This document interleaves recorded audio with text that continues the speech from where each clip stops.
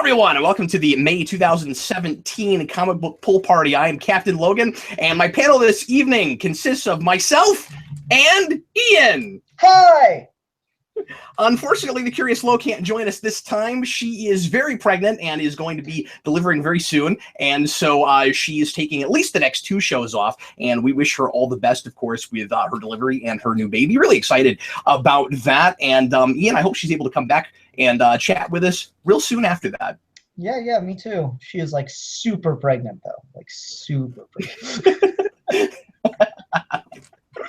As always, we want to thank Elite Comics for helping us out with the show. If you're ever in the Kansas City area, be sure to check out my favorite comic shop, Elite Comics, here in the Kansas City area.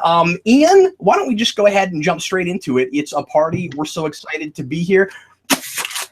Oh, I'm jealous. I should have got stuff. Dang it, Cap. And we're going to go ahead, as we always do, and get right into the cards. What we do here on the show is we run down our favorite issues for each of the weeks of last month. Last show, we had 5 weeks. We're back to a normal month again with just 4. And by the time this comes up, we'll already have 2 pull days for this month. So, Ian, there might be some things that come up today that the next issue is already out for, and we might find ourselves talking about, we can't wait to see what happens, but we might already know what, or I won't, because I haven't bought anything yet since last month, but folks might be like, hey, that's already out. I already know what happens next. So just imagine that it's like a week ago, and we're chatting about last month's books. We just get together whenever we can shortly after that last month. But anyway, we start with the birthday card, which is our runner-up. So imagine you get something cool in a card, but it's not one of your main presents. And Ian, tell us what your runner-up from last month is, sir. Go right ahead. Okay, well, you and I have talked about this series a little bit, and it just wrapped up, actually, to your point. It just wrapped up with issue number 6, but my card from April is issue number 5 of Star Trek Green Lantern. Oh, wow. Yeah, like the first series, it's overall enjoyable, and it has its moments. The more you think about it, the more it kind of breaks down. The second series has been really, really strong overall. Still has a couple problems here and there, but this issue really started to turn things around right at the end, and it gave me what I wanted. It got me excited. It made me go, oh man, that's cool. So spoilers, I'm going to show y'all the oh man, that's cool moment. And it's oh man, it's cool. It's Kirk with the Green Lantern ring. I mean, yeah. How can you not enjoy that? That's just fundamentally cool. Like, Ian, did you feel the way I did about that, where I was like, yes, of course.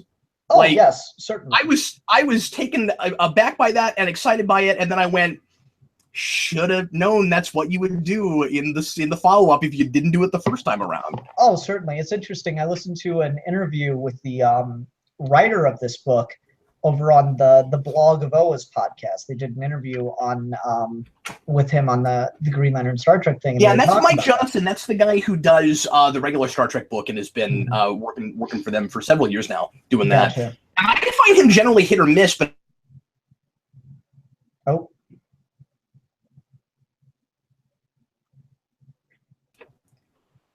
Can you hear me? Yeah, you cut out. But you said generally. Oh, I'm sorry. I was just saying generally. I find Johnson kind of hit or miss, but there's an energy that he gets to that he hasn't much on his regular Star Trek once he throws Green Lantern in the mix. Yeah, definitely. And it's interesting to hear him talk about giving Kirk the Green Lantern ring. He's like, he really wanted that, but they wanted to see if they could do more with this, and sales led to a volume 2. And he's like, you watch Chris Pine in the Abrams Star Trek movies, and that is in some ways Kirk, but at the same time that is very much Hal Jordan in a lot of ways. And so through this series has talked about Kirk and Hal Jordan are just bros. They just mesh and they get each other. And just seeing Kirk with a Green Lantern ring about to go up against Khan and Sinestro is just cool and fun and enjoyable. There's like a plot hole introduced in this issue that isn't quite finished, or like ironed out, but that's okay. But also just I like a lot about this issue. We get the Enterprise. It has to decide go to Oa and help fight Sinestro, or go to Earth and help fight Khan. And there's Kirk and McCoy and Spock all weighing the options on this. And Spock's the one's like, well, part of our mission is to explore, and Sinestro is the greater threat. But it's like, but we don't have jurisdiction there. Blah, blah, blah. Damn it, Spock. Bones, like, there's this great bickering. And then there's just this really cool moment where, Kirk just makes his decision. He's like, we're wasting time, Mr. Sulu. Go to warp. 3, 2, 1, go. And the Enterprise takes off for the center of the universe. That's a very Star Trek thing. So it really works. It's really finding its footing. And the last issue did not disappoint from where this one left off. So I'm excited for the potential of Volume 3. Yeah, I'm surprised you're enjoying that as much as you are. I like it too. I like it quite a bit. Yeah. And I think this series is, I don't know, it hits me in more of the cool Star Trek places than the first series did. And I like that it is relatively more intimate, if that makes any sense at all, because you have, like, it's not the whole spectrum again. It's basically just a couple of bad guys, one of which we established last time with Sinestro taking over the Klingon Empire. And so it's still very Green Lantern, but it's very heavily cemented in the kind of galactic politics of Star Trek. And so I like that it's a little bit more smaller scope, but it feels bigger in scope because I don't know if I can call it more character driven, but it's more about specific characters. And the relationships between the worlds and stuff. So I don't know. Definitely. It kind of tickles the Star Trek bone better for me. Yeah, I agree. It's got a lot going for it. It's the first volume had a lot of problems in that I feel like they wasted a lot of their time setting up random members from Star Trek for the other cores, and then they didn't really add anything to the story. This doesn't do that. Like, I was worried that was going to happen with Khan. It ends up working out really well, and not, it doesn't overreach. I still think that there's maybe just a tiny bit too much content for 6 issues. It could maybe be an 8-issue miniseries just so it has a little bit more time to stretch its legs. But as far as like seasons of a television show kind of books that we've been talking about with miniseries and stuff like this is working for me. And just how fun is it to have a crossover that's like also an ongoing? Yeah, I'm really enjoying that. Now, if I found myself way more soaked about the first one after we knew there was another one. Like I went back and reread it after the first issue of the new one, and I was like, well, this is way cooler as a setup book. Yeah, definitely. And you never get status quos for crossovers like that. Right? Like, that's the best part. And so I'm just, I'm got my fingers crossed. Let's convince DC to do it with Doctor Who, too. Doctor Who, Green Lantern, make it happen. But yeah, pretty solid. What was your card, Cap? Well, I am surprised to say it's really cool that you pulled that Mr. Mike Johnson gets both of our cards for this month. I also went to Star Trek, and I went to number 7 of Boldly Go, and there were a lot of other things I could have put for cards this time.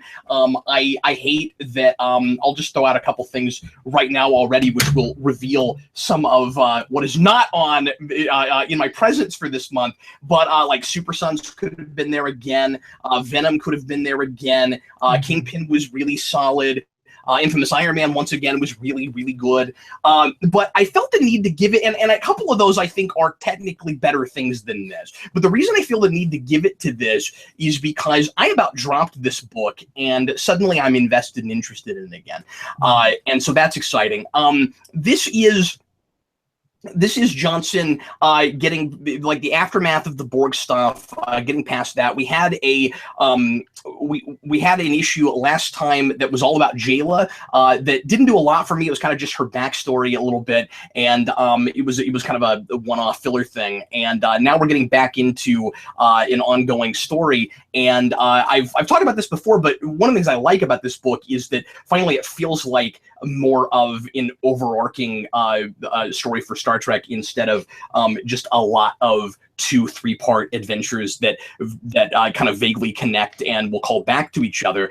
This feels like more long-form storytelling, and I've just been waiting for IDW to do that with Star Trek. The problem with the first arc is that the plotting for some of the Borg stuff didn't make a lot of sense. There were a couple of big, giant, major plot holes that made it difficult to suspend my disbelief. But I liked the situation starting it where we're waiting for the new Enterprise to get built after Beyond, which is kind of off from what happens at the end of Beyond, but I like it better. It has to kind of steer itself in a different direction because Beyond, there's this mention at the beginning that there's this new great ship being built, and then at the end we just slap the Enterprise on it, name on it, and it turns out to look almost exactly like our Enterprise. So I kind of like doing this where, like you would, like we did with Star Trek 4, we have to kind of wait around for the Enterprise to get built. So what are our people doing before then? Well, in 4, they were fugitives at that point. We don't have that here. So they're on different ships, and they're not all on a ship together. So there's kind of, at the start, it looks like there's going to be some fun subplots with that. But anyway, so we've kind of gone back to the original concept of Johnson's first Star Trek book to a degree, where it was the different original series episodes handled in the Abrams verse. And so this does Journey to Babel, though it doesn't call itself that. But it's the Babel Conference from original series that's taking place for a different reason this time, and it's because the Borg attacked. Oh no, what do we do now in case they come back? And so we've invited the Romulans, and that's got people freaked out, and they don't like that they're there. And the conference is kind of all about trying to be unified again, but acknowledging the fact that the Federation is not exactly what the Federation is supposed to be right now, and it's real splintered. And because everybody's afraid because of what just happened with the Borg, you have all these different species kind of just going off, and we see this in panels at the conference, kind of going off by themselves, isolated, almost xenophobic in a way. And it's it's kind of fun to see him tackle that kind of thing in original series, because these are ideas that we've dealt with in later modern Trek with DS9 and stuff. But it's kind of neat to see Kirk and crew have to be in the middle of that, where your utopia starts to break down a little bit. And his writing is cleverer and sharper than I've seen it in a long time. There's this subplot with that I guess is going to be connected to the main story, but with this Andorian kid from the cadet group from the Starfleet Academy series, which I should mention, they're featured prominently here. There was a miniseries last year, I think, or maybe the year before, with. Yeah, it's been a while. My years are running together now. It's been a while. Getting old. yeah. But anyway, there's this kind of real typical thing with like his father not liking that he's in Starfleet and thinking that he's kind of ruining the family name and stuff, which is real been there, done that. But overall, I think it's the best issue of this series. I don't think it's brilliant or nothing, but I think it could be potentially good to great moving forward. I just hope that Johnson lets this story take as long as it takes to tell, not truncated, and that it stays as character-driven as this issue is, because he tends to kind of fall back on action things in real 5-minute wrap-ups, but we'll see how that goes. Let's go ahead and go on now to our presents for last month, and we begin with the week of April the 5th. And Ian, what was your favorite? And I imagine I know. But what was your favorite book for the week of the 5th? I'm probably very predictable. No, actually, I bet you don't know, because the book I normally pick for this week was just okay that week. No, my favorite was Batman number 20. See, I knew you'd do that, though. What's the other book? Oh, Bombshells. Bombshells and Batman come out on the same week, once a month. That's true. That's true. But you've got 2 Batman issues, and I knew you'd pick this over the Button. So unless you picked it twice, I guess you could have picked it twice. But I mean, I could have, but no. Like I picked this because, man, I did like a whole. I think it's like an hour and a half video with Steve talking about I Am Bane, it's a great story. It's like, Steve and I are big Morrison fanboys. We're struggling with the question after this story arc finished up, is King better than Morrison on Batman? Wow, really? Yes, it's that hard a question to answer. We're Wow. really phew. And Steve says yes in a way. And so I'm kind of I'm almost there. It's a very emotional book. It's a very clever, very cool book just to see. I love the whole plan of it. What was Bane's big claim to fame? He came in and he let all the inmates out of Arkham, and that wore Batman out, and then he fought Batman. So what does Batman do? He lures Bane into Arkham, has all the inmates fight him, and then fights him fist to fist, waits for an opportunity to strike, and strikes to overpower him. Without having to it's a great way to take out Bane without having to resort to, we cut off his supply of venom, which is the really, it's the cliche way of beating Bane at this point. I don't know if he's even still on Venom at this point. Oh, in this book, he goes back to Venom because of Batman.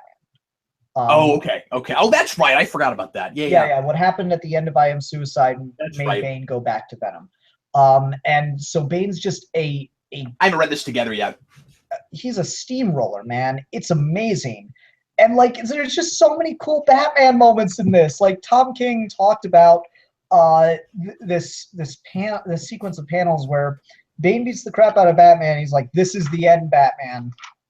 And Batman says, "You know how many times I've heard that? Rest in peace, Batman. There's no escape, Batman. Time to die, Batman. Every night, over and over and over for so many years. This is the end, Batman. Every damn night. And yet I'm still here." That is such an epic Batman moment.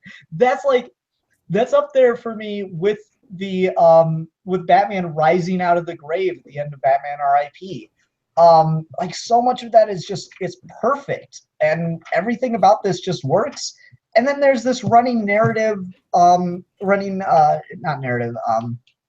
internal monologue that we reveal is it's Batman talking to the personification he has for his mother in his mind, and that wraps up in just an absolutely perfect, heartbreaking way where she says, "You don't need a good death for me to be proud of you." I love it. I adore that. That is just fantastic Batman writing to me, and it's got so much heart, and it's so cool all at the same time. It's magnifique.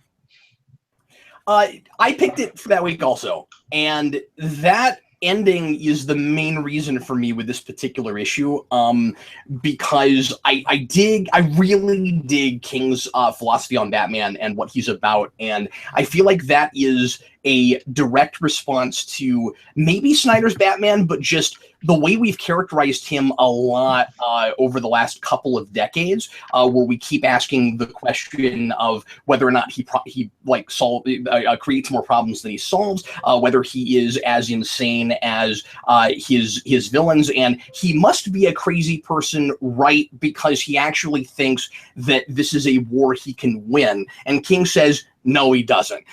Batman is about setting the example. He knows there will always be somebody like the Joker or like Bane. He can't rid the world of psychopaths. He can't, and he knows that if he fights against it, it's going to become even more prominent. The job is just because he cares about people, and his parents' death led him to that. And at one time, it was probably that was all probably heightened, and it was probably more about the war. I really like that, and in a way, I kind of like how long it takes to get there.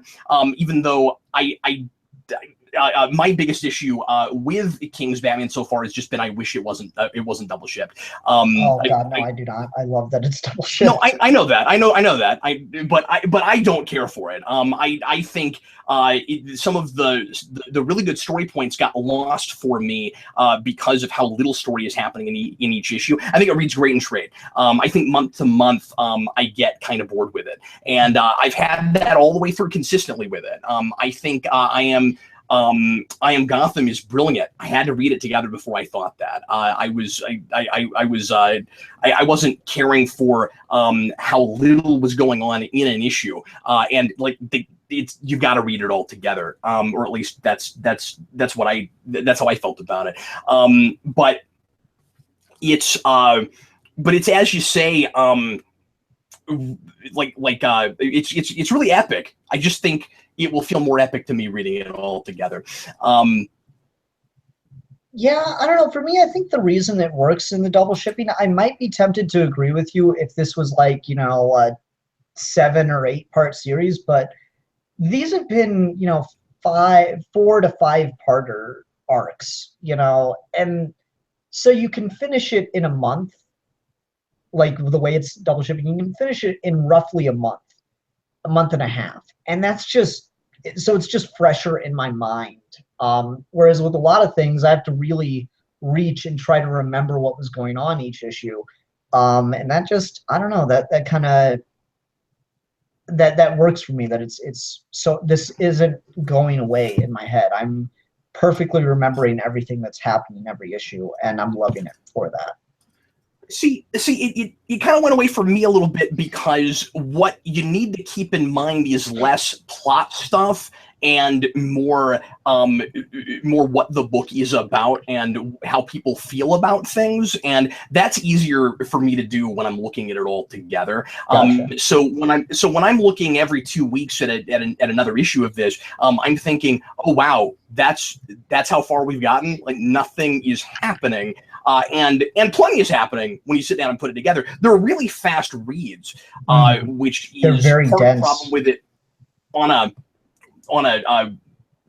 issue to issue basis for me. So I think, and let me go on record to say, I think Tom King is handling the double shipping thing better than anybody else at DC. I just would have, but I would at the same time love to see what it would look like if it was like what he would do if he had half the issues. Gotcha. I would love to see how he would have handled that. And as I've said before, just jumping on right after Snyder, who is all about defining Batman through people talking about Batman and Batman talking about himself, and not giving you very much you can really read. I resisted this at first. I think this is not that kind of a thing. I think at the end of the day, there's plenty of discussion you can have in the book's not just in the book's not giving it all to you necessarily. Oh, that's the best part. Is like, even though it kind of reads that way initially to me, but it's not that way certainly. Yeah, like that's what I really like about it. Is there's very little holding your hand. A lot of what's done is just done in panels. I can't think of an example off the top of my head from I Am Bane, but there's a great sequence in I Am Suicide, because people are complaining, oh, Batman's plan is ridiculous and he would never do something like this. And like at the very beginning of that run, you see Batman look at Gotham Girl, look at a picture of his parents on the wall, and then say, okay, I'm doing this. Yeah. And so it's just like, it's great. That, like you got 3 panels that perfectly give you his motivation for doing this. And this concludes that motivation. It's he's doing it because he wants to help. So like this, I don't know, it really works. There's a lot. These are quick reads. I'm always able to get through this during one of my breaks at work, but there's a lot of meat to it. It's one of those things you can miss a lot if you skip a panel. Yeah, that's right. Yeah.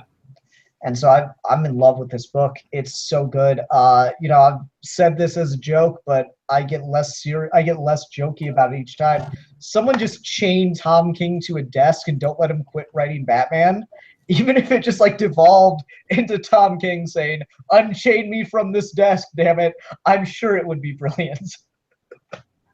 We had, you said it's only like 4 at a time, but we really have just had the first story, right? I mean, I am Gotham, I Am Suicide, I Am Bane is basically a 3-part epic, and so that's 18 issues if you count in the Catwoman stuff, which counts, I think. So it will be interesting to see, like, we now are at the end of his first big story. It'll be interesting to see moving forward what his next direction is, especially after the Button, which is kind of an interlude thing for Batman, but a major thing for Rebirth. Yeah, I don't know. It'll be interesting to see. Yeah, I'm loving the hell of it. It's damn good. Uh, the big question for me right now is what we do with Gotham Girl moving forward. I thought it was really interesting throughout that issue. And I'll mention this since you went ahead and gave away the mother thing. That you don't know what the second person narration is until you get to the end of the issue, and she's the way she's talking about it wouldn't be quite right, even if that was more of Batman's actual philosophy. The idea that that he thinks Gotham Girl, even without Gotham, is his chance at winning the war.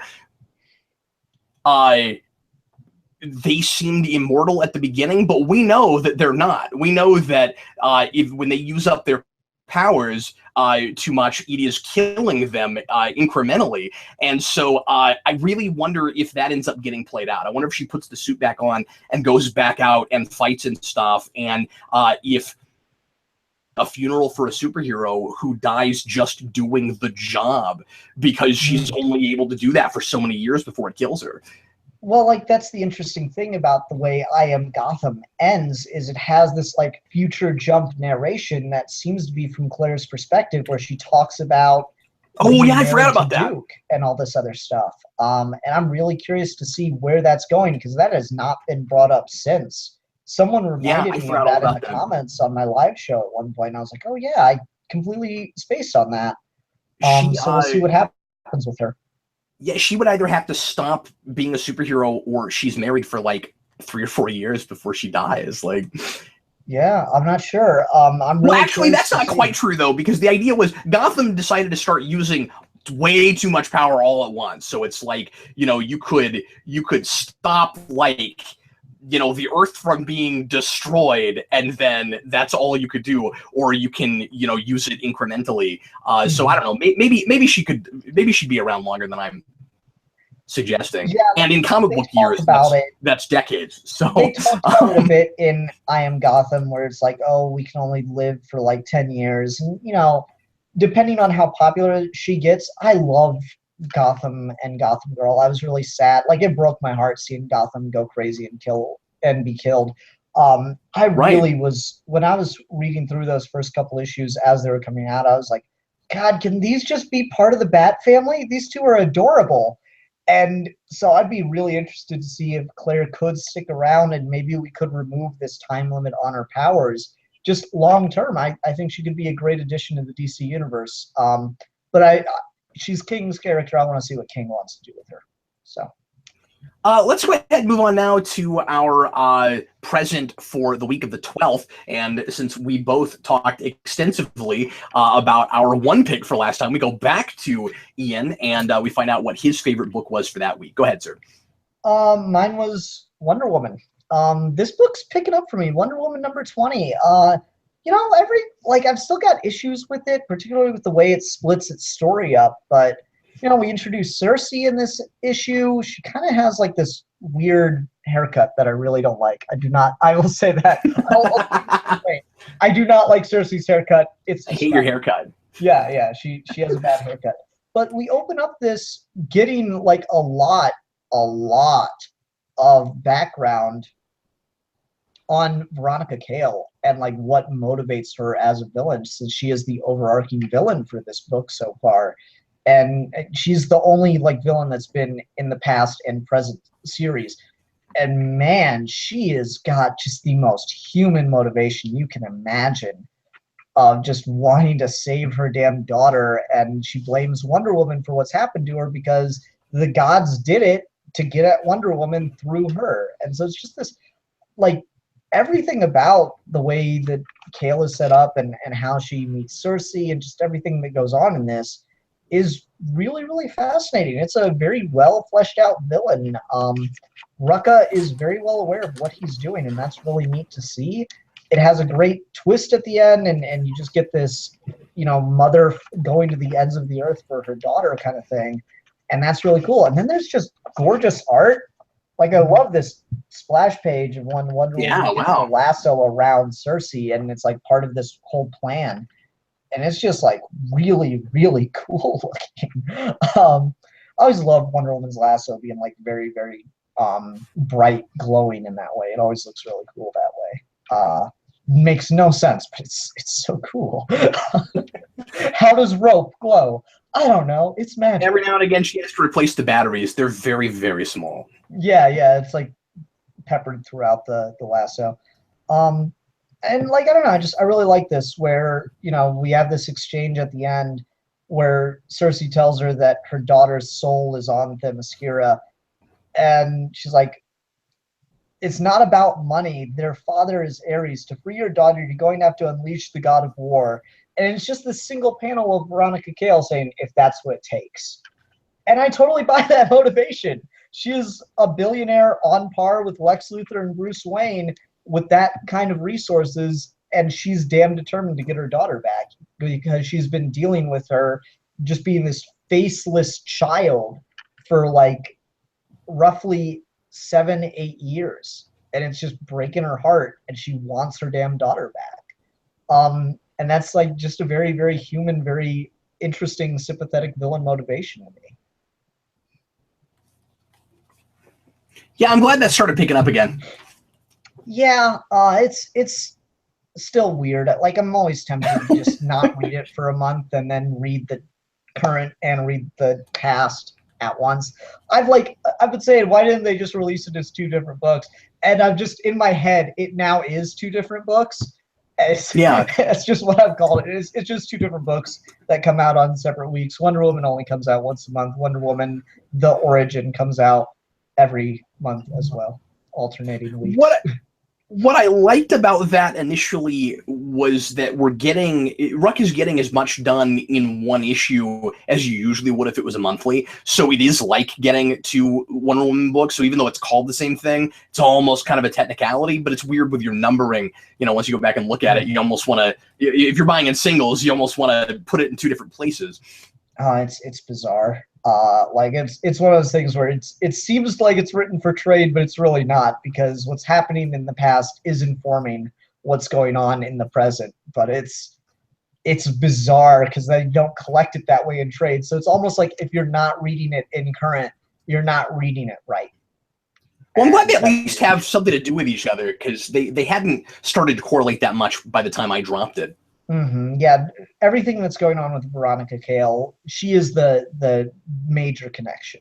Themyscira is the underlying connection, but it's all centralized on the character of Veronica Cale, which is interesting.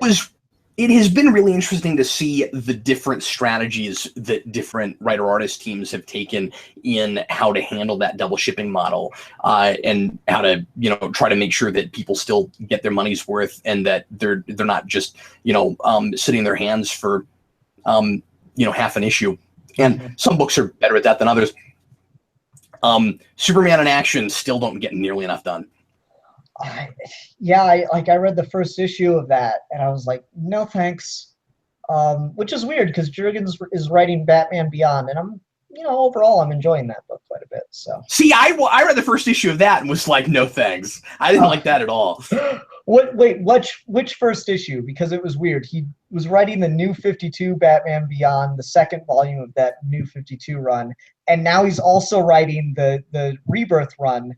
And the New 52 run was awful, but the Rebirth run is amazing in comparison. It's bizarre. Yeah, no, I'm aware, but I read the Rebirth issue and I didn't like it. Oh, okay. It's weird. Maybe it's just I'm spoiled because of how bad the final New 52 run was. It's maybe so confusing to talk about the volume. I dropped that years ago. I used to talk up the Batman Beyond books real hard back when Beecham was working on it, but I haven't touched it in a time. It's so bizarre because you had the initial run that was released. It was like a mini series right before New 52. Then you had a run in New 52, and that ended. And then you had a new run start up where Tim Drake was Batman Beyond, and that was awful. And Jurgens was writing it. And then I don't know what happened, but it got good again once we got to Rebirth. And he's getting rid of all the Futures End crap, which is just lovely. Slowly replacing all the Futures End, which keep doing that. Thank you.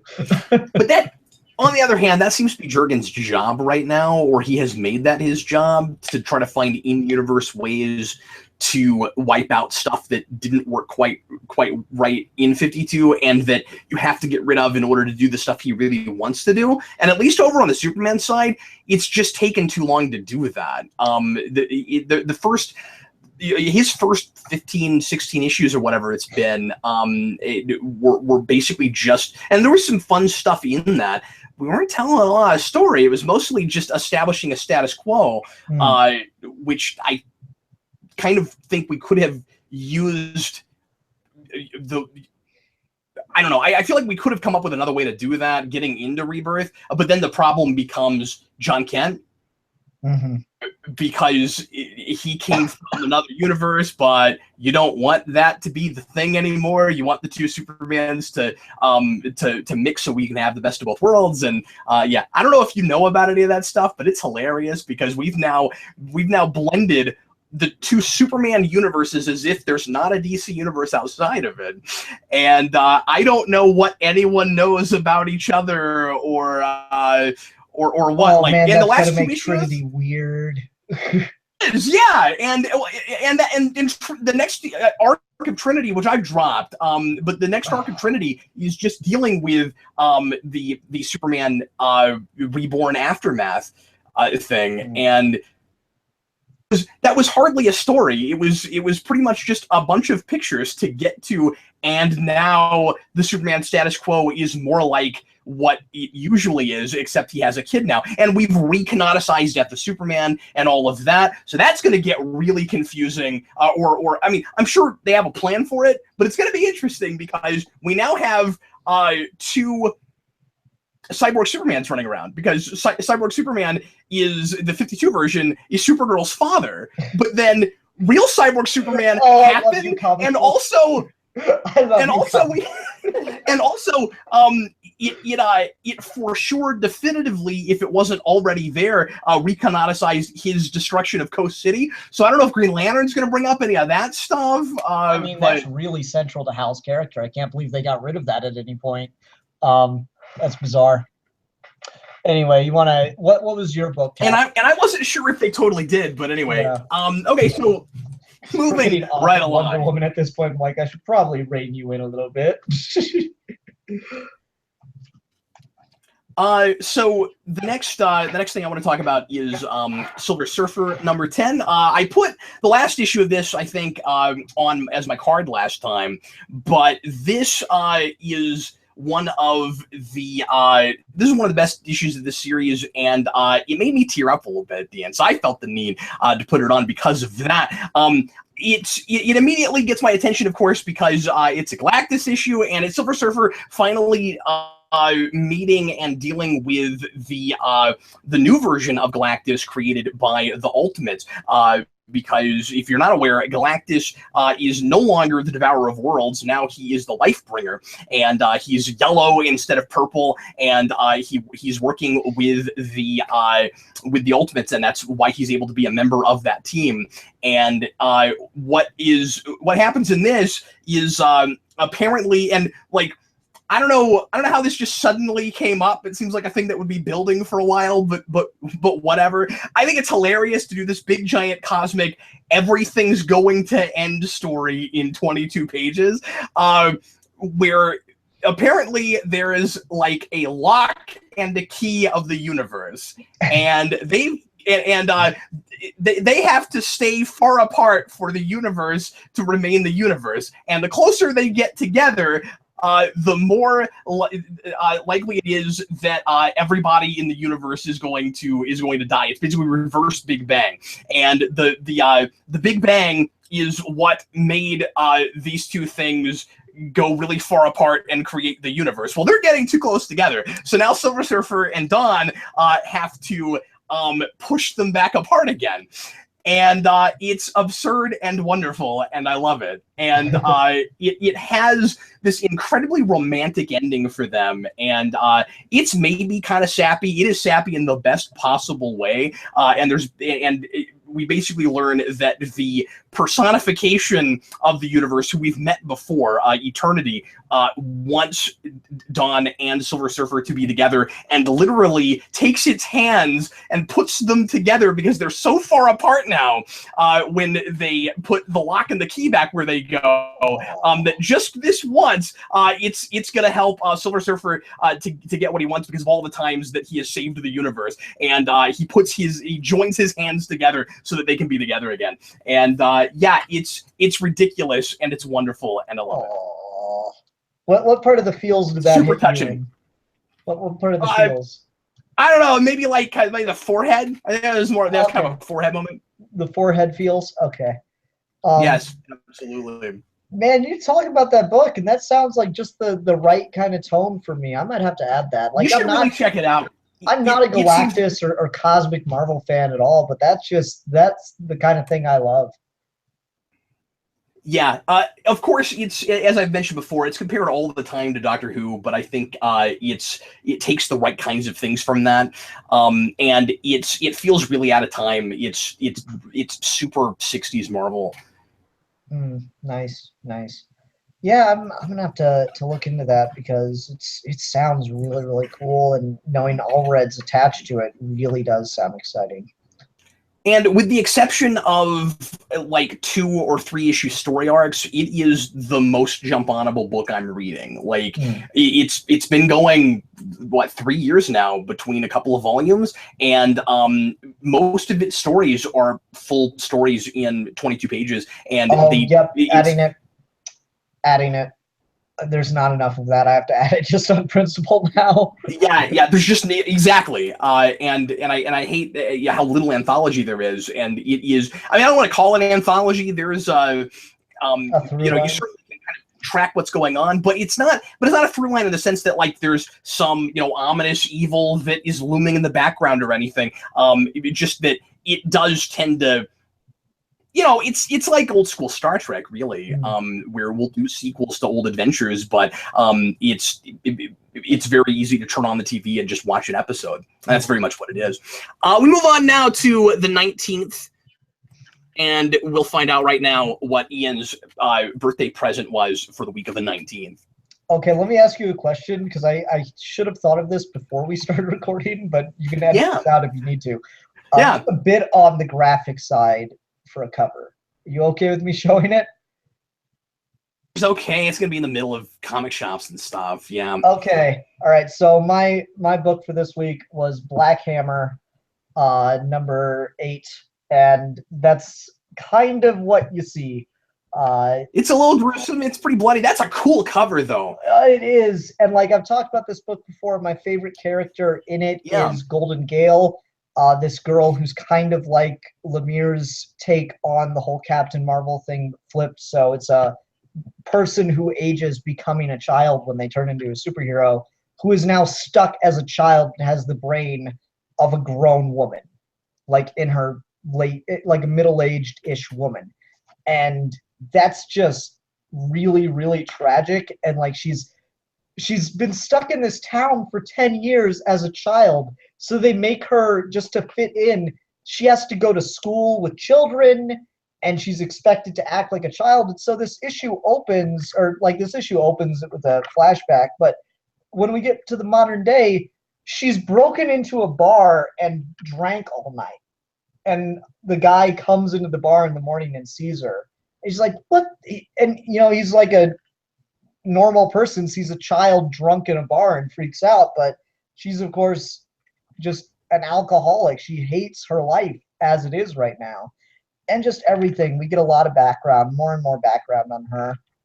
There's also some continuing stuff with the other characters and the deepening mystery. But just, I love this scene of Gale when she gets back to the house. She goes into the bathroom and stares in the mirror and keeps trying to say her Shazam word to change back into an adult.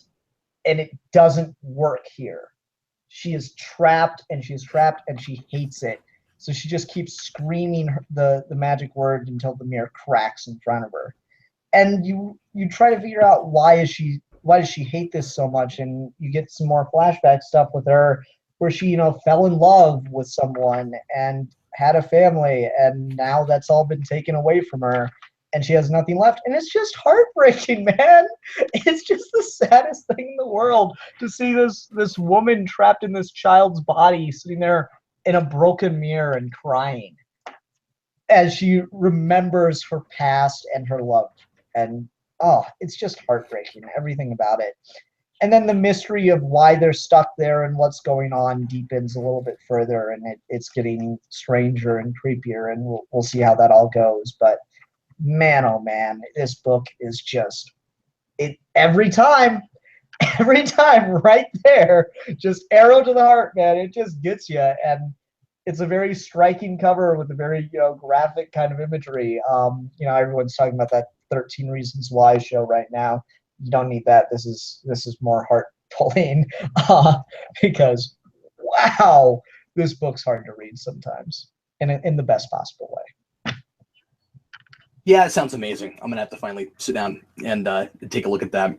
And I didn't know about that until you started talking about it. But yeah, it sounds like, just the way you described it and looking at some of those panels, it looks like the freshest take on like let's turn classic superhero stuff on its head, which we do all the time, and it's often really generic. And I don't know what you're describing sounds. Oh, it's definitely, it's very, very self-aware, and it's using that to make a very big point about comics and the nature of, like, okay, we talk about this idea of a man-child all the time within like the nerd community, the geek community and stuff.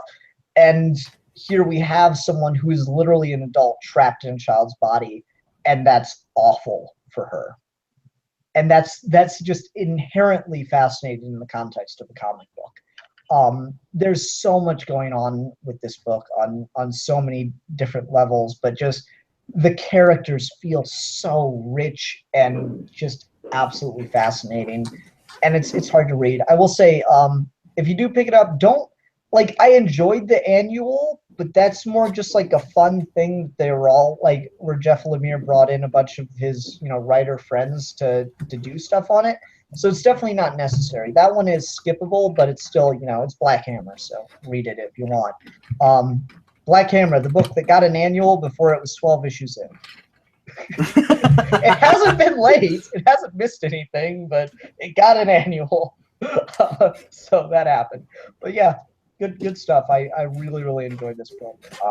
And there's all an annual really has to mean is that it comes out every year. So it would be really amusing if that came at the same time every year. Like, you get 9 issues, and then the annual, and then the next issue. Yeah. It keeps going. It keeps moving along, and there's like this wider, deeper mystery that I really don't want to talk about. But okay, I'll talk about one thing where they're in this town, and one of these new arrival characters in this town that knows of the superheroes and stuff. It's like, okay, I should do some research. So she goes to a library to do research on the town of Rockwood, and all the books are blank. All the books about That's awesome. Rockwood are blank, and that's just it's really cliche for a comic book thing, but when you have something that's so self-aware of comics and this stuff, that really works for it. So I'm enjoying the hell out of it. Ian, I don't know if you read this, and I'm surprised that it took my week, and there were a lot of good things that week. Let's see what else was that. Well, and you talked about Star Trek Green Lantern, which I also like. Super Sons was that week. That was great. Venom was that week. So I guess all the other things I might have put for my runner-up were that week. But I went for the 0 issue of Secret Empire.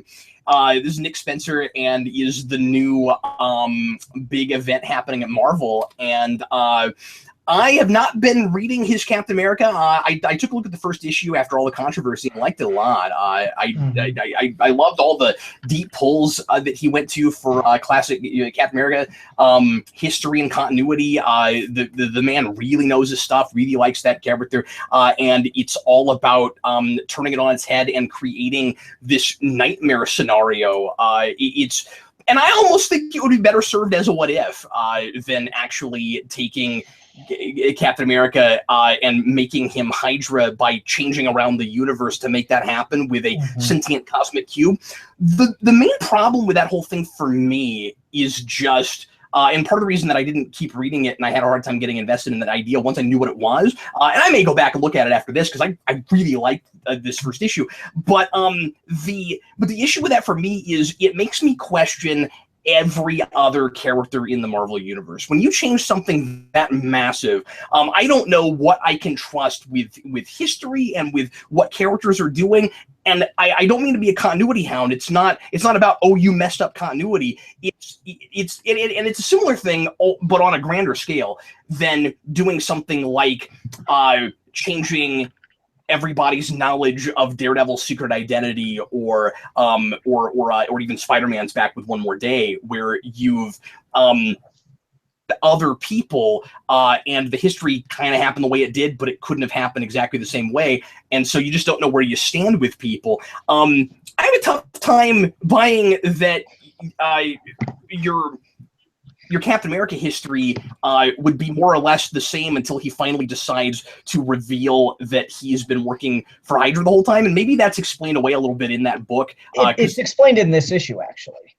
What's going on with why his history is the same as what we've seen, but can have this difference, is explained in this issue,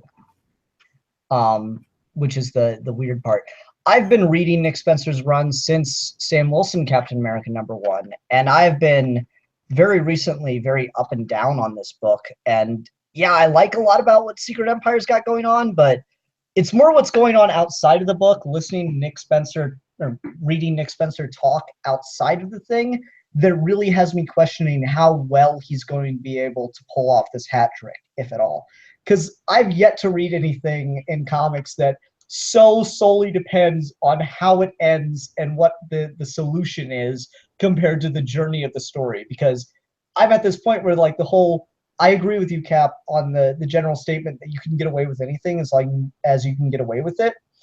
But turning Captain America into an agent of Hydra seems like something you shouldn't do unless you know for a fact you can get away with it. And if by the end of this that doesn't pay off for that, like, monumental of a change to the character, it's going to be a really hard run to talk about. Well, I don't see how this doesn't eventually end, even if it's not Secret Empire, even if it's someplace else, with just history getting changed back, right? There's no way we hang on to that. Oh, I mean, certainly, but I'm talking more about, like, the character things, like what is the character journey for Steve Rogers here, more than just the universe changing thing. Like, what is the solution to all of this is my question. Because hearing Nick Spencer talk about certain things on his Twitter, I don't know what that guy's thinking half the time. And reading this book, like, if I were to just take it on the issue alone, I'd give him a little more faith, but I have a hard time having faith in the guy when I read some of the stuff he says. It's kind of like that Alan Moore thing. Like, God, you're a pretty good writer. Just shut up. Just shut up and just write. Well, maybe I would feel that way too. I haven't been following it, and like I said, I only picked this up because I tend to look at the events. But yeah, so I am doing that. You know, just looking at the issue alone. I thought it was quite good, and I don't know. Explain something to me. Is Tony Stark back all of a sudden? Did that happen somewhere and I missed it?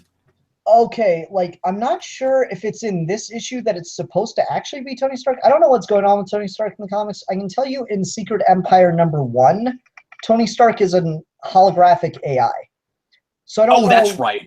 Well, and I knew he was, but it doesn't seem like he is here. It seems like that's just Tony's. That's just Iron Man. But I guess it's not. Maybe that's the whole thing. I mean, like, I don't think we see him out of the costume, like, or out of the armor. So I mean, it could be either or. I guess I didn't realize that we were. I guess I didn't realize we were just straight up talking to the AI like it's Tony, and calling it Tony. But I guess that makes sense. I haven't seen any much interaction with it, and I haven't been reading the Riri book, which is probably where most of that is. So. Yeah, and I didn't even know that was happening, so I'm just, like, flipping through it now, trying to see if we get a glimpse of Tony out of the armor. And even if we do, that no, we don't. It's almost certainly. Yeah, it could be like a continuity error, right? Like an artist continuity error. So I don't even know, man. No, I doubt it. Because this is so heavily influenced by Civil War II. I'm expecting, as I'm sure a lot of people are, that we do something major with Miles Morales in this, because there's a and unless that's already been dealt with in some other Marvel thing I'm not reading, in like 8 different places in Civil War II and side books and in monthlies going on at that time, we keep seeing the same 2-page spread over and over again of Miles Morales killing Steve Rogers, and he keeps swearing, of course, he would never do that, and he and Steve have a conversation about it, and it doesn't look like that would ever happen. But of course, you read between the lines, Steve Rogers is Hydra right then, and so maybe that happens in Secret Empire. So I think it's possible that we kill off the Steve Rogers, and that it's Spider-Man that does it. I mean, I'd certainly be interested to see where that goes. Again, my thing is just there's the layer of the plot, there's also the layer of the characters, and I'm not one for plot over characters. I'm theme over characters, and there's thematic stuff here too, but I'm really curious to see what exactly he thinks he's doing, and if it's all going to, collapse on top of him by the end of it. Because this Steve Rogers, because he was grabbed up by Hydra as a kid, he's just a different character. So no, I meant not Steve. I meant Nick Spencer. I'm wondering if this whole thing collapses on top of Nick Spencer by the end of it. This is a weird balancing act. It's almost like watching someone walk on a tightrope. I just don't know if he's going to be able to pull this off by the end. Yeah, I hear what you're saying. I'm just saying that the point of the whole thing could just be to explore this other version of Captain America, and then we reset history back at the end, which is not necessarily what I would want, but I don't know what else you would do with it. That's the easy way out. It's the standard way we do a thing like this. But the argument can be made that you got a character arc for a different version, and so it was worth the journey. I would like I said, I would just prefer to take a thing like this out of continuity and do a what if thing, as opposed to making it affect everything else that's going on. And see, for me, like, if it is just okay, now we go back and change history back. But I don't know what's balancing act about it. But I mean, like it was all changed because of MacGuffin. So you've already got that in play. I don't know why it's a House of Cards exactly, because we never keep things like this, Ian. Like it's. Well, no, I'm not worried about the continuity. The continuity will be erased. Like, that's, everyone always gets upset about continuity changes. I don't care about the continuity change. Okay, I'm not sure what you're talking about then. I care about what's being done with the character. I care about, taking Jack Kirby's character of the Jack Kirby Captain America, who was, the guy fighting Nazis, and turning him into what is effectively modern day comic book Nazis. And that's really just that's a move that I'm with you. You can try anything. I'm not sure if he has the story, if he has the place to go with this to make that justified. If this just ends where we just, okay, continuity's back normal, never mind, none of this happened, that's a very unsatisfying ending, and to me, that's not worth doing that to the character. That goes against the integrity of the character to me. So that's where I'm worried about. Like, I need this not to just be a character arc for this alternate version of Steve Rogers. I need this not to just be a big event for Marvel. I need this to affect Steve Rogers. Steve Rogers is my thing. I need this to have a measured effect on him. Yeah, well, and I don't know how you do that, because right now he's an entirely different person. What I really dug about this, and you've read the next issue, and I haven't yet, but what I really dug about this was seeing that nightmare scenario beginning to play out. The idea that you could take Steve Rogers that young, turn him into Hydra, have him grow up and make everyone believe in Captain America's ideals and values, and then stab everybody in the heart all at the same time. It's kind of like reverse Winter Soldier. It's like Shield hasn't been run by Hydra this whole time, but all of a sudden it's taken over it because he's got this great 3-pronged gambit. I think the fun at the beginning that we have 3 big like end of the world scenarios basically happening all at the same time, where like you can't get any bigger for an event until you go cosmic or you do a big time travel thing, which this is, of course, but nobody knows it yet.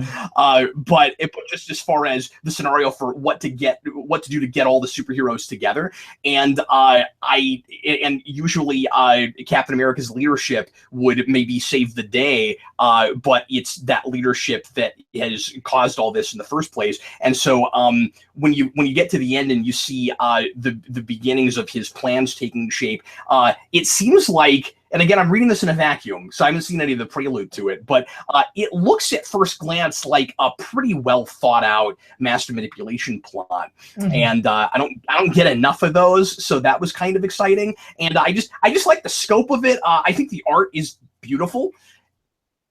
I think it's a really sad, scary book.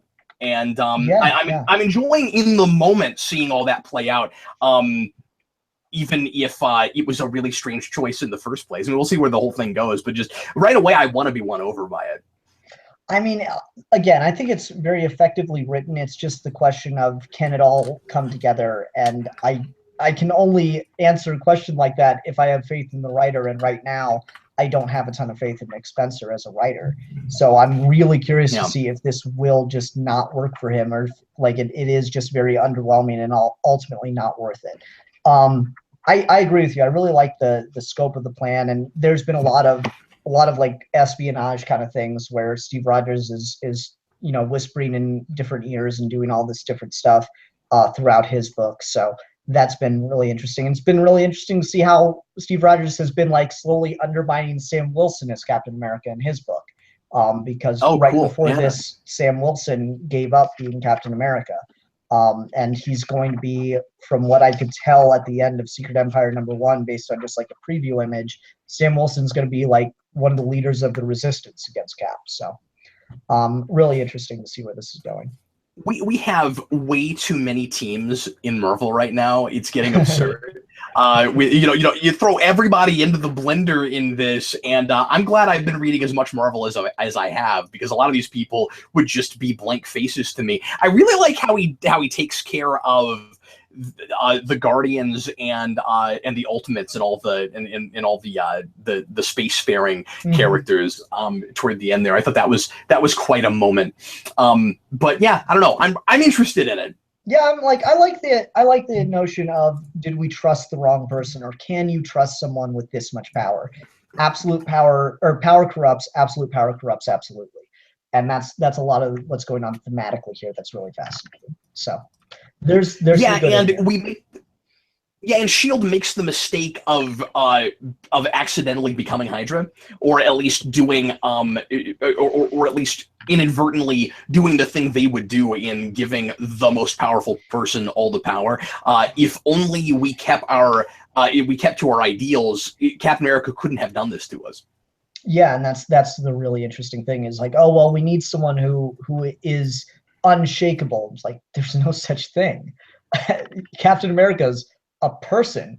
Even though we've been writing Captain America like Superman recently, Captain America is still human in that way, and so is Superman. Yeah, and even Superman wouldn't give himself that kind of power. Yeah, exactly. He wouldn't run for president even if he could.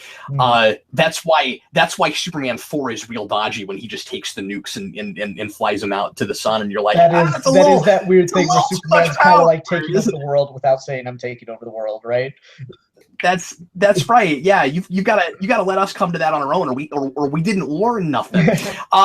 Let's go now to the final week of April, and it is the 26th, and we'll find out what Ian picked for that month. Go ahead, or for that week. Go ahead, sir.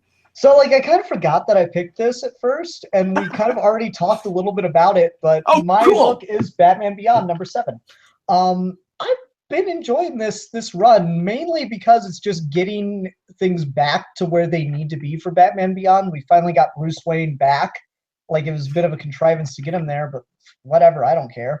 And then there's like, just, it's characterizing Bruce Wayne really well. Like, I love this 2-page spread right at the beginning of Bruce Wayne thinking about all the sidekicks he's had, and just this amazing little speech where he's thinking about what Terry means, where his place is, and all that.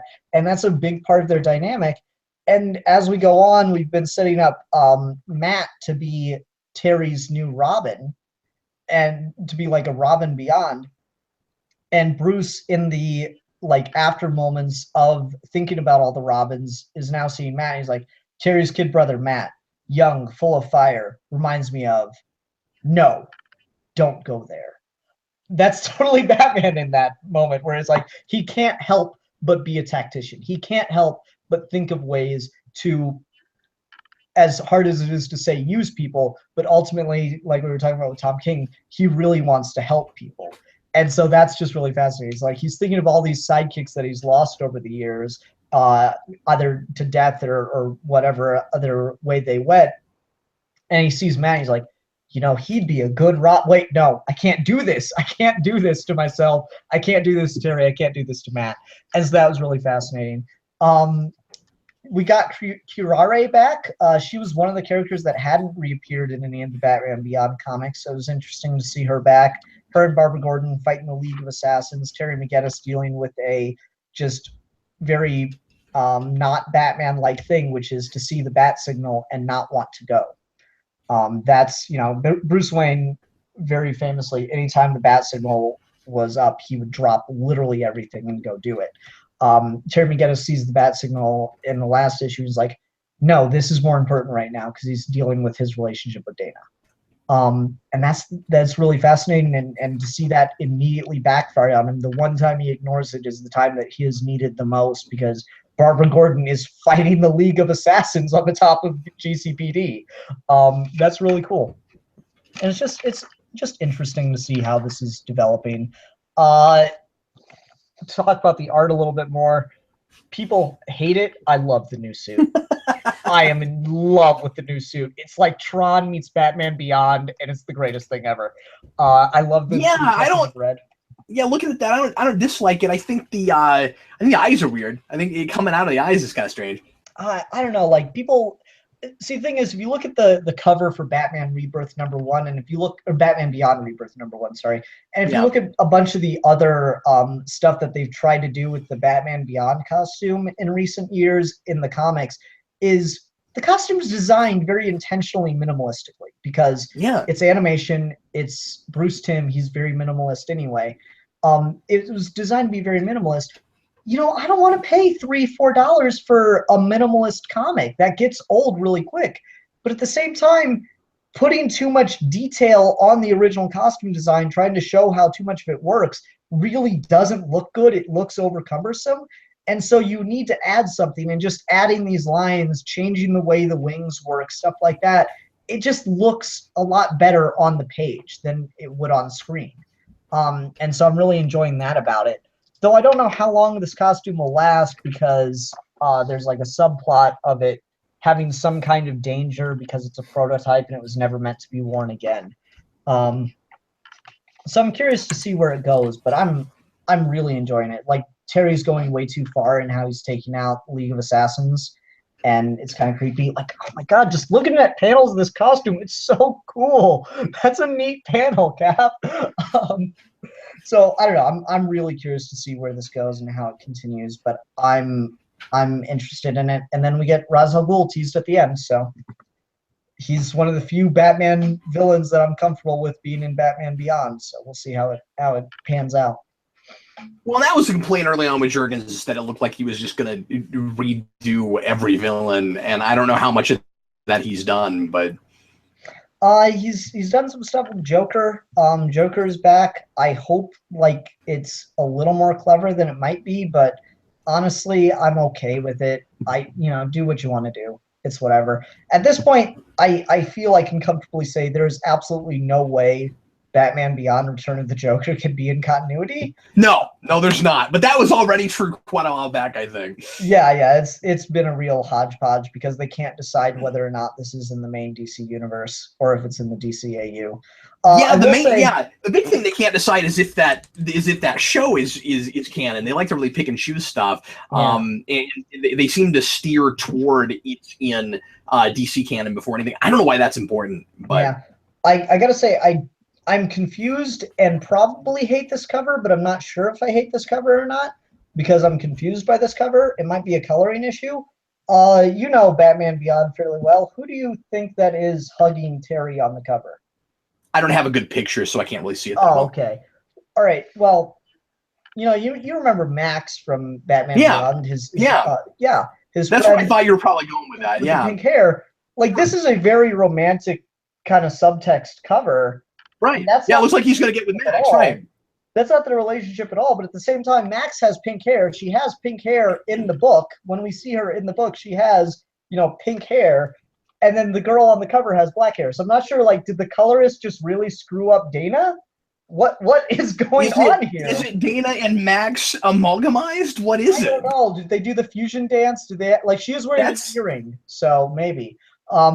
It's just like I don't know what they did. Oh, that's here. weird. Yeah, and Kirare's blue, so I'm just throwing her right out the window.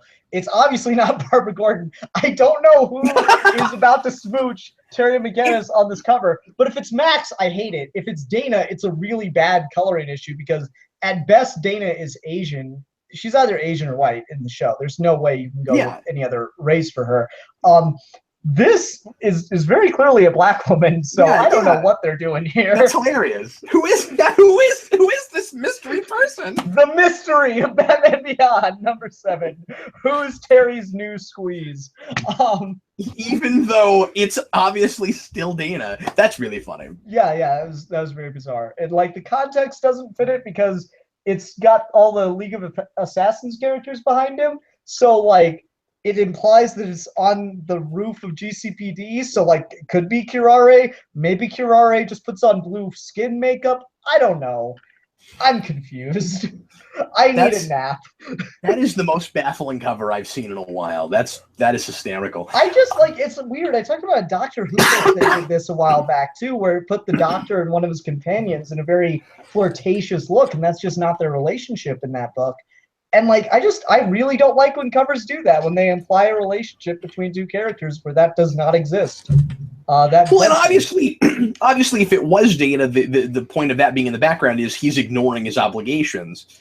But she's so that's what it should black. Be. Yeah, but that's what it should be. It should just be Dana, and then the cover makes perfect sense. But it doesn't. Like that is like the most blatant colorist issue I've ever seen. Like people complain about what's her name from Morrison's run being orange, but this what?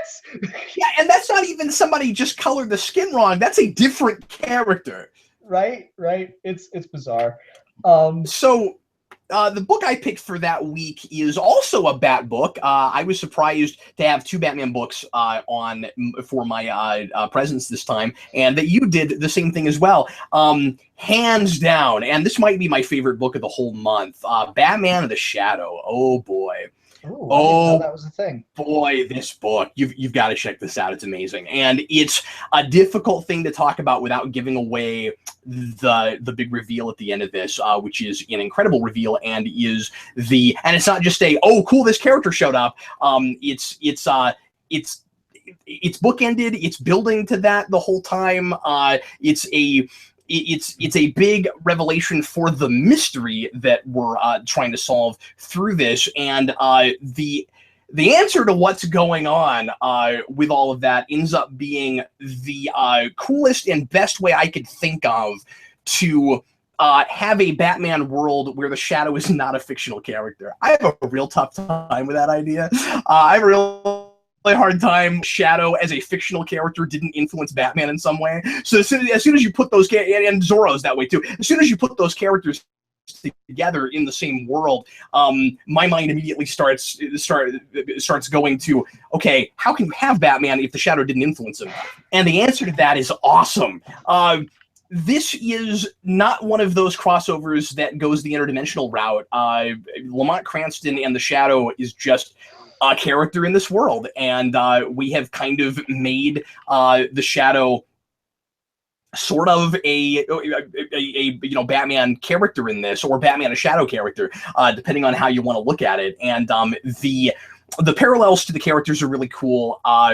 Basically, the plot is somebody has killed someone named Lamont Cranston, and Batman is doing his detective thing, trying to figure that out, and discovers that Lamont Cranston goes back before he possibly could, being the age that this guy was, and he seems to be either immortal or he's lived a really, really long time. And as he starts looking into this, he starts to discover the mythology of the Shadow, and he starts finding the Shadow's old informants and or people who knew them.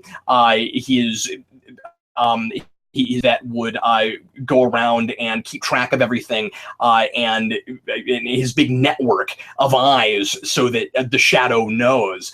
And we meet a lot of those people, and like I said, some of them are like elderly now, and some of them just are like children or friends of some of those people. And he dates all the way back to the 30s, so it's not a period piece, but it's the Shadow from that period. And it reads wonderfully noirish. The atmosphere in this is fantastic, and it reads very much like the Batman I most know and love. And it feels somehow rather like we had to put the Shadow with Batman before I got my Batman again, and that's really exciting. I like Tom King's characterization, but this just feels more like the Batman I grew up with, and it's fun getting to see, like I said, the different compare and contrast with the two characters. You see Bruce doing the Matches Malone thing, and of course the Shadow has a whole lot of different aliases, and so we compare the aliases, and we compare the different ways that they manage to get around and strike fear in the hearts of their villains, and the Shadow just kind of was Batman before Batman, but this much more exaggerated version of all of that, and it's fantastic. I'm really impressed with it. Like I said, that big reveal at the end completely blew me away. So you're gonna have to make sure and look at that. Yeah, I am, but seeing Dynamite doing a crossover with DC, I don't know if you can tell, but I'm a pretty big Zorro fan, Cap. Just if that didn't occur to you in any way, I don't know what I could possibly do to reveal such information, but I need myself a Zorro Batman crossover, like, really bad. I need that in my life. So if that could be a thing. I feel like I think there's precedent for I thought there was some kind of a team thing they did at one point that had Zorro and Batman both on it, but I'm not sure. I'm pretty sure they've never had a crossover, which is really weird. But yeah, I'm really curious to see the Shadow, and like knowing it's weird that Dynamite has both the Zorro and Shadow license and got permission to do a crossover with DC. Yeah. And went Shadow before you go Zorro, because maybe it's just me, maybe I'm a little biased. I don't know what I could do to tell you that I'm more of a Zorro fan, but it seems really, really obvious to go with Zorro over Shadow. But I'm curious to read both of them. Like if we ever get a Zorro Batman crossover. Yeah, I think I guess looking at I should say there is technically kind of sort of one, depending on how you think of things. This is hot. I'm taking it off. Depending on how you think of things, there's an episode of the '90s Zorro show where Adam West shows up, and that was kind of something special. But yeah. Yeah, looking at the fictional history of Batman, you would think that pairing up him and Zorro would make more sense. But Batman was so influenced by the Shadow, and so much more so than Zorro. It's like, I'm not a big Shadow fan. This is not a thing I was all that interested in. And then I read it, and it's brilliant. We go on now to our wrapping paper. We go on to our cover for this last month. And Ian, what was your favorite cover last month, excuse me? Okay, so like I always do my little intros, as you know, Cap.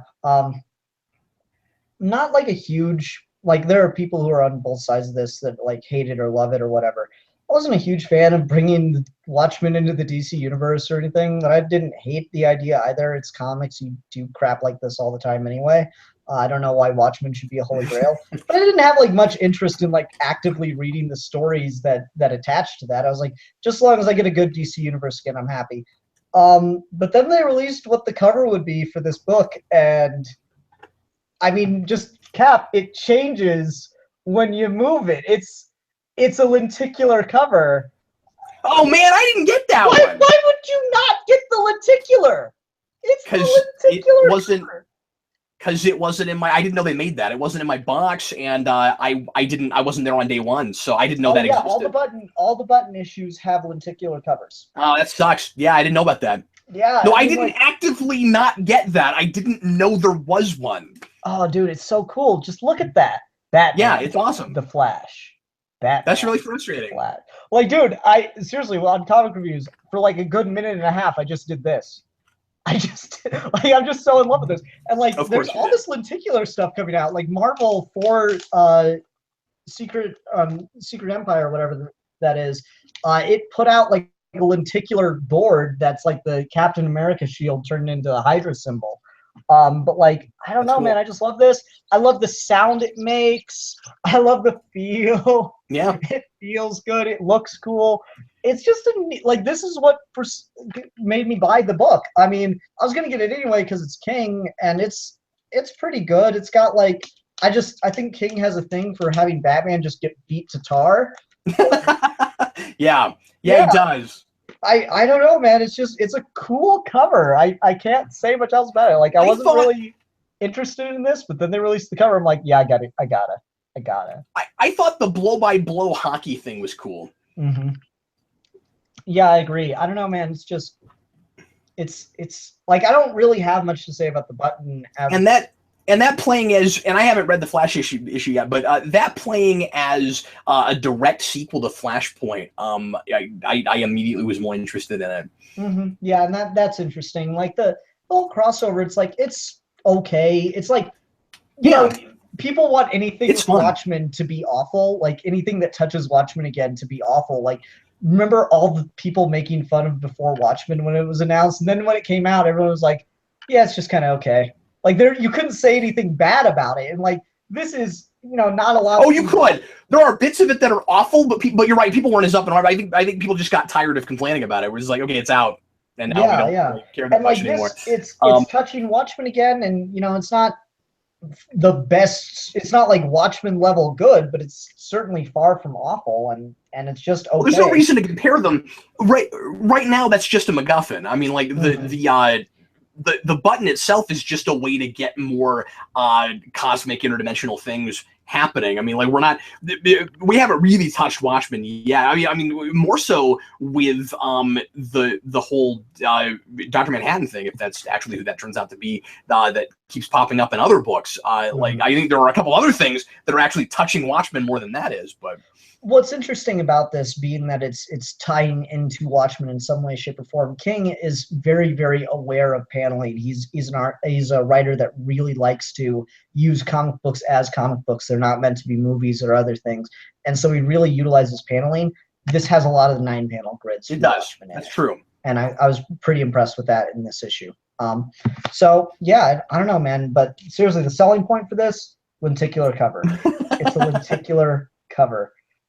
Cover anyway, but yeah. I mean, it's just like this one. Like, there are 3 lenticular covers already.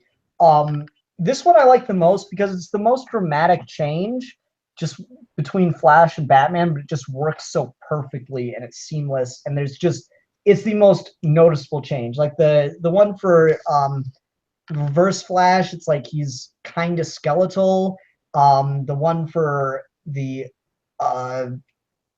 crossover with Flashpoint, it's like Reverse Flash and Thomas Wayne Batman, but it's not quite as clean. We are making a big deal out of that whole thing, aren't we? Yeah, I didn't know about those lenticular guys, and there was a time where I tended to kind of resist that because those kinds of gimmicks were part of what destroyed comics in the 90s. But they're fun independently, you know, on their own. It's fun to have them. Like, the fact that they're just releasing it as like, you know, a special thing, it's not like every other week we have a lenticular cover or something like that. The fact that they're just reserving it for a special thing and it works and like the art actually justifies that it's lenticular and everything, that really does work. Yeah, that's the selling. I agree with that, but we have done it across the board before and more recently, right? Like Villains Month, didn't Villains Month do it? Yeah, and I have a couple of those, and like they're not as good. This just works. I'm okay with doing it as long as like you're able to get the normal book and you don't overprint it and just completely devalue the entire industry. I Yeah, feel I like agree. they've learned their lesson. I feel like To they some really degree. learned their lesson with that. Yeah, variants are sticky, but other than that, Yeah, and like, but variants are distributed in different ways now. Where like my current comic shop does sell variants at like a higher price, like I talked about with the Green Lantern right. Star Trek Yeah, variant. every store does that. Yeah. Yeah, well, no, not every store, because my old store, they wouldn't like specifically order variants. They just would get some based on the number of books they ordered of a certain title, and they would just give those out randomly to the people who had those books on their pull. So I would get a variant for the exact same price that I would get the normal book. And there are Okay. other stores that do that too. So like, I don't know, I feel like variants are they're nowhere near the problem they used to be. Now they are used in a way that they should be used, which is a neat little different thing that you can have for extra money, or if your store does a certain kind of special on it. It's not like buy all 5 different covers. No, that's ridiculous. If you're doing that, you're a fool. It's never going to be worth anything. You should buy it because you want it and it looks cool. No other reason. So I didn't see a lot of really impressive covers last month. I like Venom, but it's weird because this is the reveal of the end of the issue. So if I had put this as any of my presents this time, I could have talked about the ending because there it is. You would have thought that that would be the cover for the next issue, but it's not. Anyway, so the one I picked is Thanos because Thanos fighting the Phoenix is just really cool. Oh man. It doesn't exactly happen that way in the book, but it is just kind of a cool epic thing to imagine Thanos fighting the Phoenix Force. That's a poster somewhere down the line. It should be, yeah. Yeah, I that's don't have anything to someone's say about poster it. I down just think the it's line. really pretty. Yeah. Let's go on. Let's go on now to gift returns. Ian, do you have any really, really massive duds that you almost want to take back?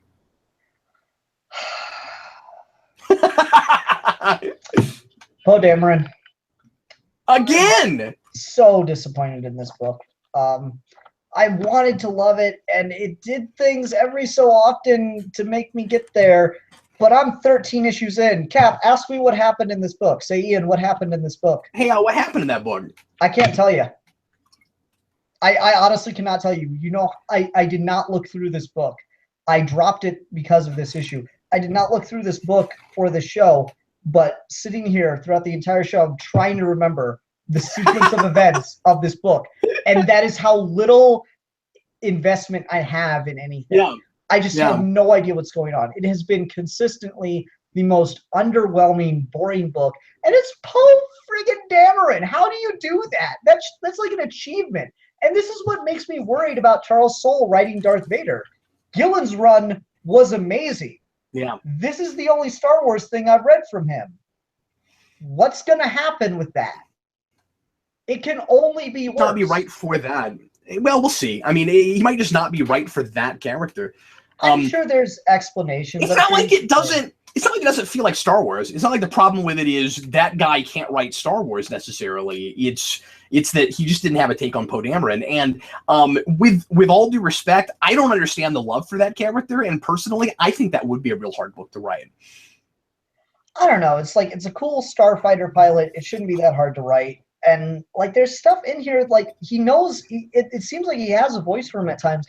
I mean, if I was going to be generous, I could say maybe because it's set between 7 and a movie or 6 and 7, he's not allowed to do too much to like really establish or flesh out the universe in any significant way. Right. Yeah. Like maybe his hands are just tied, and so he's having a really hard time doing much with it. But at the same time, I'm like, then why are we even releasing this as a book? What's the point if it's going to be a completely pointless story? Like you talk about not enough getting done issue to issue in DC. Read Poe Dameron. No, I dropped it after 6, I think, 6 or 7. Yeah, and part of the problem, of course, is most of the rest of Star Wars is really good. So I mean, like the bar is set quite high. I mean, you compare that, or at least what I had read of that, to Dr. Aphra. It's night and day. That's a pretty good book. I think I almost put it on one of my weeks this time, but something else beat it out. I think Darth Maul remains really good.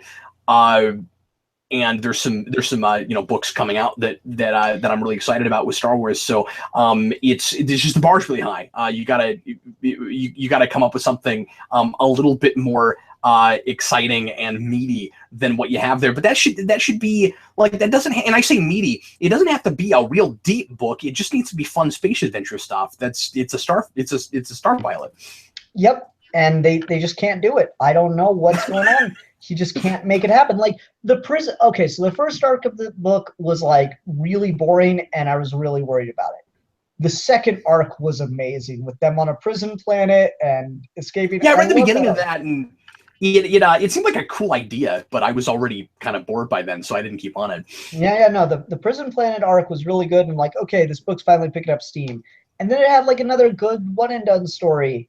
And then it just started dragging its feet again. And I'm just like, I gave you a year and you couldn't keep my investment. I don't know what more I could do for you. And this is like a pretty, like looking through it now, I'm remembering everything. This is a pretty penultimate issue where a lot of like the story threads are happening and like there's space battles and excitement. And you know what? I don't care. Do you agree that it was kind of a strange choice to make that a monthly? Yeah, probably. Like initially, I thought it was going to be a miniseries. Yeah, and it's not. Like, I mean, the Lando book was thousands of times better than this. Make that was 5 issues. The monthly. It's great. Yeah, the Lando book should have been the monthly. This is just.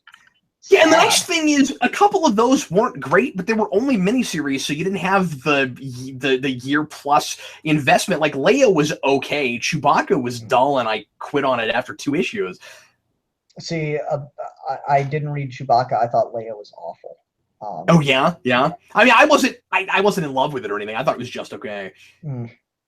Yeah, I don't know. It's like this is just disappointing. I really wanted this to be good. And I think this is like kind of a perfect example of the difference between page and performance as far as we talk about like actors in films, because initially on the page, and this is kind of the background for it, Oscar Isaac, Poe Dameron was not supposed to survive Act 1 of The Force Awakens, but they just loved his performance so much. He has such a magnetic and just energized performance that they brought him back just because they wanted to keep that character around, which is very in line with how the original Star Wars movies were produced.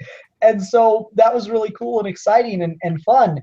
And then, like, you talked about it at the beginning, you don't understand the love for that character. It is all in Oscar Isaac's performance, because Poe doesn't specifically say or do anything like really cool just in and of itself. It's just the way he carries himself, the way he acts those scenes, and this kind of the perfect example of that. Like occasionally Charles Soule comes in and captures the essence. What you need, this is going to be a weird thing to say, you almost need friggin' Oscar Isaac to write this book. Then you might have something. But I feel like Soule just does not, either his hands are tied or he doesn't have a great voice for the character. I don't know what, but it's not been good. Yeah, I just think the kind of story that has to be might not be right for his sensibilities. Soule, I've always thought can be kind of hit and miss. His Daredevil took a while to pick up, but he's on now. That book is wonderful, and that goes to some like really disturbing, creepy places, which makes me think he could be right for Vader in a way he's not for that. Maybe, I don't know. I'll have. And also, he loves his politics, and a Vader book is likely to be political, or could be.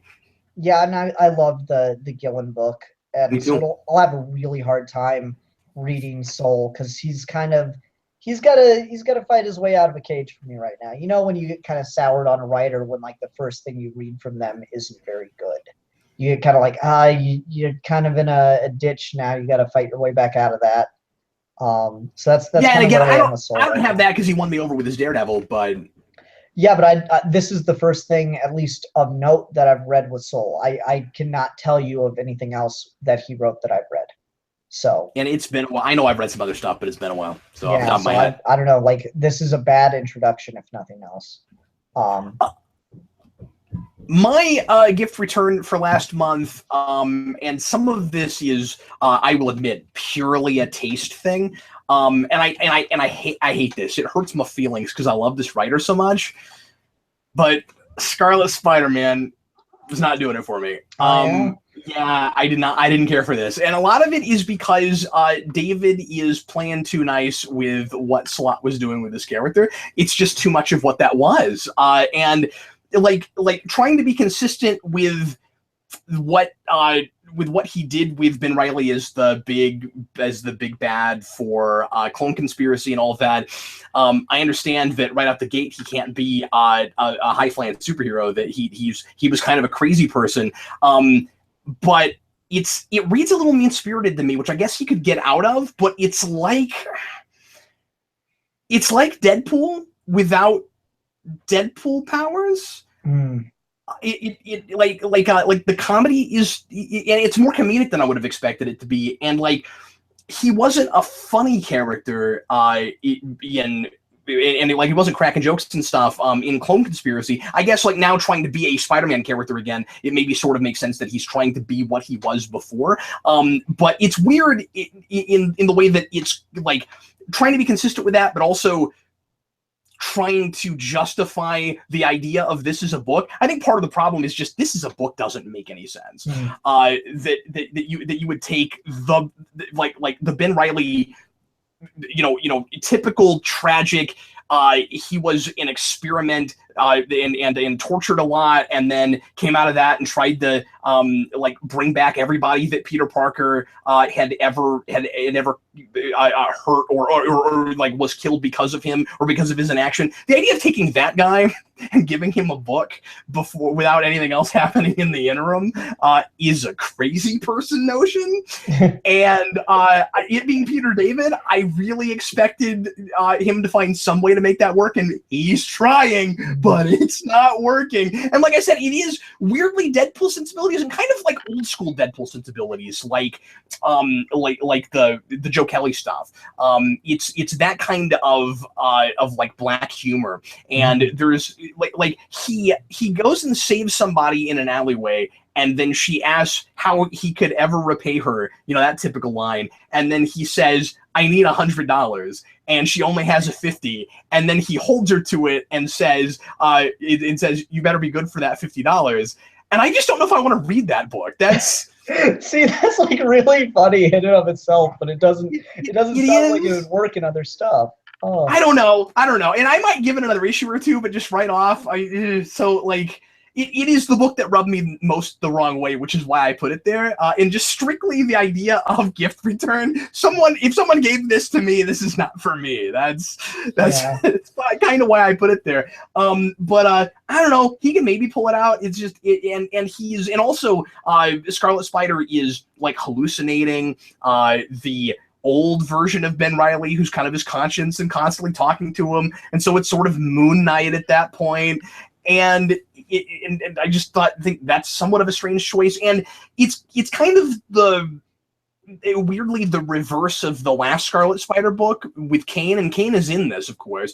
So he was a villain going down the path to redemption and being Scarlet Spider and trying to be a good guy. And this is Ben Reilly, who at one time was that, who has gone crazy, now puts a costume on again, and doesn't really care that much about being a good guy. The way he gets his costume, I gotta say this real quick. Also, the way he gets his costume is bizarre and hilarious. He just steals it off a cosplayer. He just beats up a cosplayer and puts the costume on. Oh my.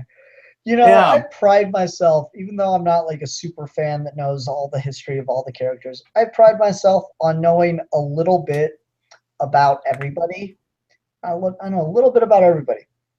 I have absolutely no clue who Ben Reilly or Scarlet Spider are. I know nothing about that character's history, except on some level there's cloning involved, but that's just based on titles that I hear people say. Yeah, Ben Reilly is the guy that was supposed to be the real Peter Parker until they kind of turned tail and went the obvious way with it. So Peter Parker finds out he's a clone, and then it turns out he's not actually a clone, and Ben Reilly is really the clone. And so he's just a clone Peter Parker who dyed his hair blonde and put on this other kind of Spider-Man suit, and is the more edgy kind of Spider-Man. Gotcha. Well, thank you for expanding my horizons on that. Yeah, sure, no problem. I loved Scarlet Spider when that was going on in the mid-90s. But yeah, and it's and now that I'm looking at this again, it's weird because he's not wearing this costume in the book. He has this, what Eric calls like the male Spider-Gwen costume. Like, dude, there's just something inherently that works about Spider-Man with a hoodie. There's something just. See, I don't know. I'm already sick of it personally, but I don't. I like what Eric said. He said, I want to just assume that the cosplayer he stole that suit off of was trying to do a male Spider-Gwen. That's what that was. He was trying to do, what is it, a Rule 36 or 63 or whatever. Spider-Gwen. That's funny. No, man, I don't know what it is. Just Spider-Man hoodie. It just works. It's like peanut butter and chocolate, even though I can't eat peanut butter. It's just one of those things, you know. Yeah, and I have to say, I mostly picked that because I just felt the need to talk about it. It's so weird, and I wanted to bring it up. I didn't like it as I read it. The more I'm talking about it, there are certainly things I like about it, but it's not what I would want from this book. But then again, after Clone Conspiracy, no Ben Reilly fan can have what he wants. It's not possible. So, yeah. I don't know. Maybe eventually it gets I don't know. And I have collected most of Peter David Spider-Man stuff, so I might end up I might try one or yeah, which I've done before with things. I have all of his 2099 and have liked what I've read of that, but I just need to catch up on it. So he's 22 issues in. I haven't even finished the last volume. I just have this stack of 2099. So that is our show, and now we're gonna go on to cake. We're gonna eat our birthday cake. What kind of cupcake did you get this time, Ian? I got the same one I got last time because God, that was a good cupcake. It looks really good. Yeah, it's like double layered and chocolate. Oh, it's just delicious.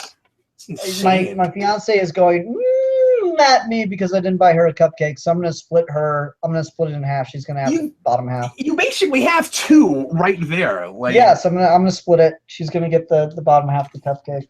You want to come in? Well, I got something. I got something a little different this time. I went to this place called Nothing Bundt Cakes. Nothing Bundt Cakes, and they have just Bundt cakes. And so I got a Bundt cupcake. I've never had anything like this. Look, it's a Bundt cupcake. Yeah, it's white chocolate raspberry. It's a Bundt cupcake. So I'll see what that's like. We'll see what it's like. But unfortunately, I can't you can't taste my cupcake like through the screen, so you won't know what it's like. But Taste-O-Vision would be an amazing thing. Yeah, it would. All right, so anyway, we're eating now. Is that what's happening? Well, you just have a bite real quick, and be like, "This is a good cupcake," and then we'll finish. Oh, you know what? I'm gonna have to eat this later. There's no getting this out of here without getting it all over my fingers. Wow, that frosting! It's all okay. I'll be doing that afterwards. Anyway, well, folks, thanks a lot for watching. We sure appreciate it. Hope you enjoyed this month's pool party. We will see you again next month with another one. In the meantime, I'm Captain Logan. I'm Sipar 2, and this is Haley. And we hi, Haley. And we all got cake. See ya, folks.